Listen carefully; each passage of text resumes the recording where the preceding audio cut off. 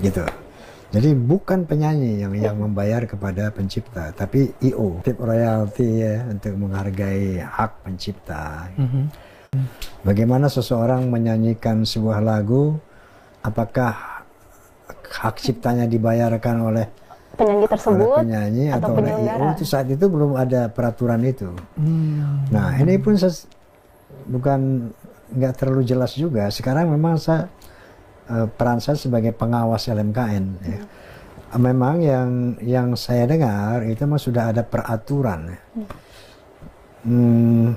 Tentang bagaimana collecting royalty di live concerts. Jadi yang membayar itu adalah IO, ya, penyanyi. kemudian bukan penyanyi gitu. Jadi event organizer yang kemudian melaporkan mendata lagu-lagu apa saja, kemudian ada persentis yang harus diserahkan kepada LMKN.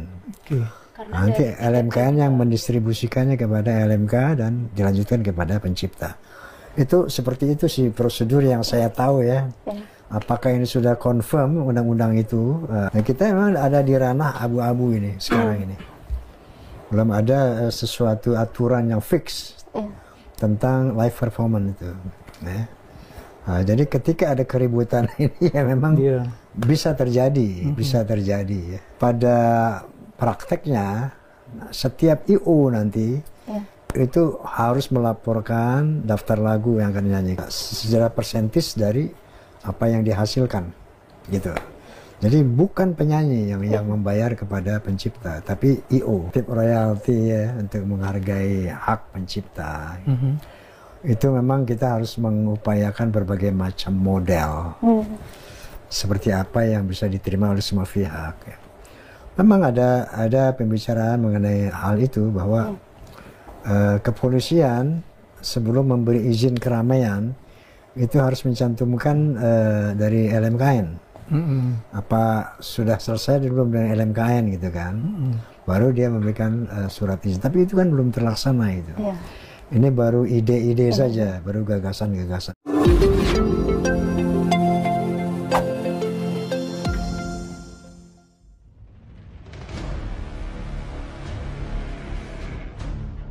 Rhoma Irama angkat bicara soal polemik hak cipta Lesti Kejora. Kalau aku klaim semua lagu, aku jadi musisi terkaya. Polemik dugaan pelanggaran hak cipta oleh penyanyi dangdut Lesti Kejora terhadap karya ciptaan musisi senior Yoni Dores kini menjadi sorotan publik. Di tengah ramai pemberitaan dan proses hukum yang sedang berlangsung, Raja Dangdut Indonesia, Rhoma Irama, turut memberikan tanggapannya. Sikapnya yang tenang dan syarat nilai spiritual menjadi pembeda di tengah hiruk-pikuk sengketa hak cipta yang melibatkan para insan musik tanah air. Ditemui di sela kegiatan keartisannya, Rhoma Irama menyampaikan pandangan bijaknya terhadap fenomena pelanggaran hak cipta yang semakin sering terjadi. Alih-alih mendukung pendekatan hukum semata, Rhoma justru mengajak para pencipta lagu untuk memandang karya sebagai bentuk ibadah dan ladang amal. Kalau aku klaim semua lagu yang dinyanyikan orang, aku bisa jadi musisi terkaya, ujar Rhoma Irama dengan nada tenang. Tapi saya menciptakan lagu itu diniatkan sebagai ibadah. Jadi kalau lagu saya dinyanyikan oleh penyanyi lain untuk mencari nafkah, saya biarkan saja. Itu bentuk sedekah. Ibadah itu tidak harus salat saja. Bersedekah dengan karya juga ibadah, tambahnya. Rhoma menyebut bahwa ada ratusan lagu ciptaannya yang telah dibawakan oleh berbagai penyanyi tanpa pernah ia permasalahkan. Menurutnya, selama lagu tersebut dinyanyikan dalam konteks positif dan tidak merusak nilai-nilai moral atau agama, ia merasa cukup mendapatkan balasan dari sisi spiritual, bukan materi. Selama ini banyak penyanyi, baik senior maupun pendatang baru, menyanyikan lagu saya. Ada yang izin, ada juga yang tidak. Tapi saya tidak pernah ributkan itu, karena saya tahu mereka mencari nafkah dari sana. Saya percaya, kebaikan dan barokahnya nanti akan kembali kepada kita, tutur pria yang akrab disapa Bang Haji itu. Tanggapan ini muncul setelah kuasa hukum Yoni Dores, Ilham Suwardi, resmi melaporkan Lesti Kejora ke Polda Metro Jaya pada Selasa, tanggal 19 Mei tahun 2025. Dalam laporannya, Lesti diduga telah menyanyikan dan mengunggah beberapa lagu ciptaan Yoni Dores tanpa izin sejak tahun 2017, di antaranya lagu Cinta Bukanlah Kapal, Bagai Ranting yang Kering, Arjuna Buaya, dan Buaya Buntung.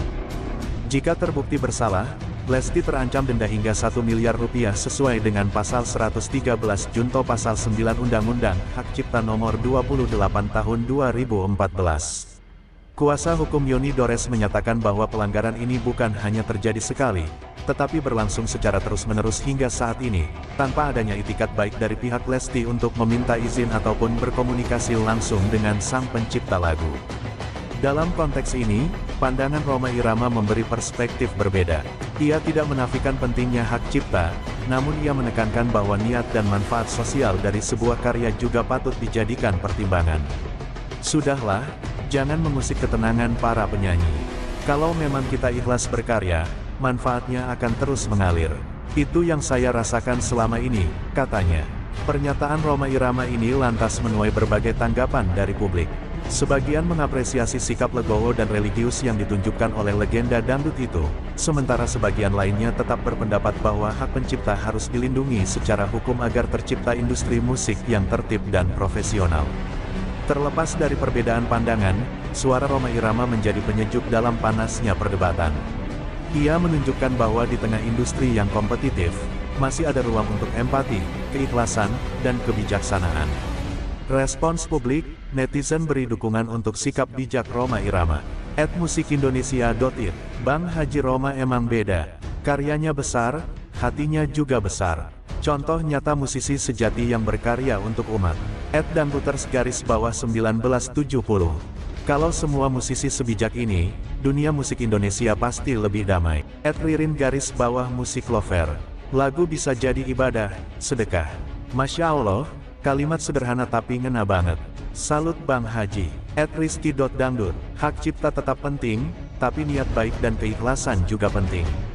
Rhoma Irama ngajarin kita untuk seimbang. @fikri musik. Gak heran Rhoma Irama jadi legenda. Bukan cuma karena musiknya, tapi juga karena sikap hidupnya. @rakyat musik. Keren banget. Di saat yang lain sibuk menuntut, Rhoma Irama justru ngajak berbagi dan bersyukur. Inspiratif. @dina.rumaisa. Semoga semangat saling menghargai dan ikhlas seperti Bang Haji bisa dicontoh musisi generasi sekarang. @yusufhidayat_. Rhoma Irama gak cuma nyanyi dakwah, tapi hidupnya juga dakwah. Bener-bener ulama di panggung musik. @musik positif. Banyak pencipta lagu lain yang bisa belajar dari ini. Bukan berarti gak boleh menuntut hak, tapi lihat juga manfaat sosial karya kita. @andienovita87. Saya bukan penggemar dangdut, tapi saya kagum sama Bang Haji. Terima kasih sudah jadi teladan. Komentar-komentar ini menunjukkan bahwa meskipun hukum hak cipta penting, banyak publik yang juga menghargai pendekatan spiritual dan sosial dalam menyikapi karya seni. Kan gunanya kan untuk menyanyikan lagu tersebut, itulah kira-kira. Jadi kita lihat dulu, kecuali kalau Lesti Kejora ini menyatakan bahwa ini adalah lagu ciptaan saya, nah, baru saya kumandangkan kepada orang lain, baru dia kena dalam undang-undang hak cipta. Tapi kalau hanya sekedar hiburan, menurut hemat saya sah-sah saja. Wong saya aja sering menyanyikan lagu orang, kok saya sering di panggung. Ya, kalau disuruh nyanyi orang, ya nggak mungkin ciptaan saya, ciptaan orang lain. Nah, saya menciptakan lagu, kebetulan saya Marsitoon, kamu lihat di YouTube, saya menciptakan lagu itu, terus dinyanyikan orang, terus salah? Ya enggak lah, malah saya bangga. Oh, lagu ciptaan saya booming juga, harusnya begitu kira-kira. Ya, tinggal kita lihat nanti posisi kasusnya, apakah Lesti Kejora menyatakan bahwa ini ciptaan saya atau tidak. Kalau tidak, ya sah-sah saja lah, nggak ada yang dirugikan kok. Kira-kira gitu ya. Berarti menurut Pak Irjen tidak tepat ya untuk melaporkan Lesti Kejora, sedangkan kan dia hanya mengcover lagu. Ya nggak tepat lah. Katakan sekarang sedang nyanyi di suatu stasiun TV, menyanyikan lagu orang, yang nggak usah jauh-jauh lah, idol aja deh. Kan di stasiun TV dia nyanyi, terus dia kenakan undang-undang cipta, kan enggak. Dia kan kumandangkan lagu karena dia senang dengan lagu itu. Harusnya kita sebagai pencipta harusnya bangga, banyak yang menyenangi lagu ciptaan saya. Seharusnya demikian ya. Tapi kalau seandainya secara nyata-nyata bahwa Lesti Kejora ini bukan ciptaan Deddy Dores, tapi ciptaan Yoni Dores, tapi ciptaan saya, dia salah. Kalau ternyata bahwa kata-katanya itu betul ciptaan daripada si Yoni Dores tersebut. Tapi kalau hanya dikumandangkan, Masa harus dibilang, kamu nyanyikan lagu ini, ciptaan si Anu, ngapain harus kayak gitu? Nyanyi aja. Saya contohnya, saya nyanyi tentang masalah